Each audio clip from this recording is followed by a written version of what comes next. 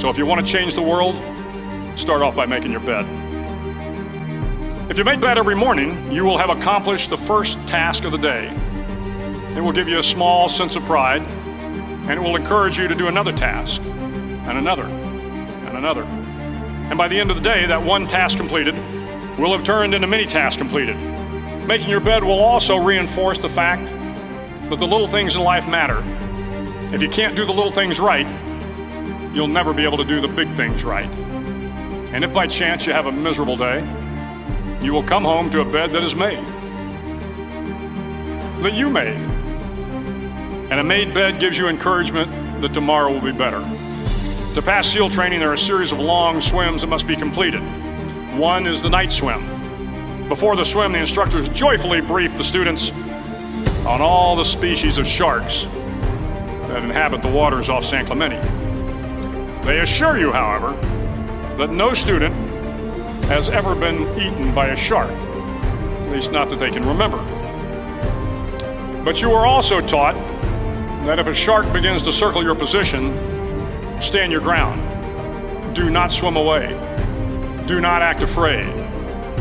And if the shark, hungry for a midnight snack, darts towards you, then summons up all your strength and punch him in the snout, and he will turn and swim away. There are a lot of sharks in the world. If you hope to complete the swim, you will have to deal with them. So if you want to change the world, don't back down from the sharks. Over a few weeks of difficult training, my SEAL class, which started with 150 men, was down to just 42. There were now 6 boat crews of 7 men each. I was in the boat with the tall guys, but the best boat crew we had was made up of the little guys, the Munchkin crew, we called them. No one was over 5'5". The Munchkin boat crew had 1 American Indian, 1 African American, 1 Polish American, 1 Greek American, 1 Italian American, and 2 tough kids from the Midwest.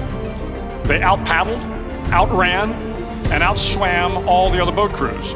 The big men in the other boat crews would always make good-natured fun of the tiny little flippers the Munchkins put on their tiny little feet prior to every swim. But somehow these little guys from every corner of the nation and the world always had the last laugh, swimming faster than everyone and reaching the shore long before the rest of us. SEAL training was a great equalizer.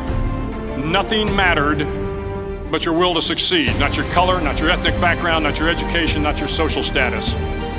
If you want to change the world, measure a person by the size of their heart, not by the size of their flippers. The 9th week of training is referred to as Hell Week.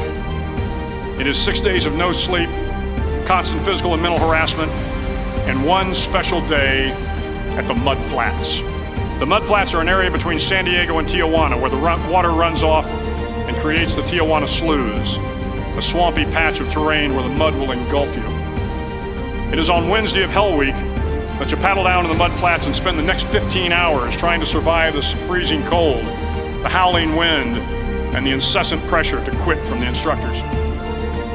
As the sun began to set that Wednesday evening, my training class, having committed some egregious infraction of the rules, was ordered into the mud.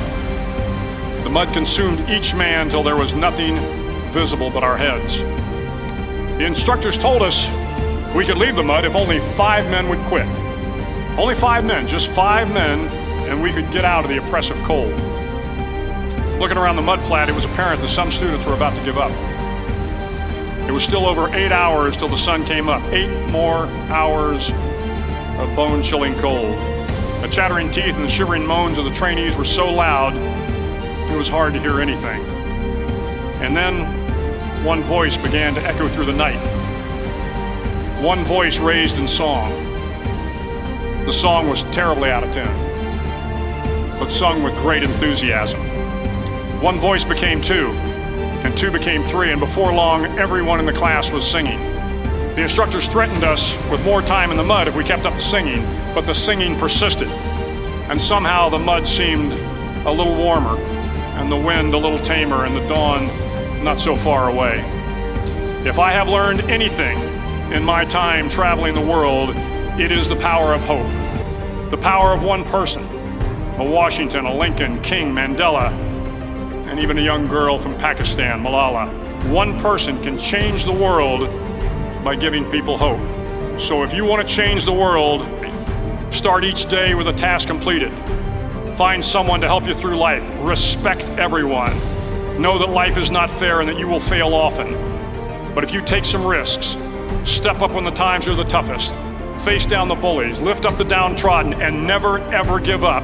If you do these things, the next generation and the generations that follow will live in a world far better than the one we have today. And what started here will indeed have changed the world for the better.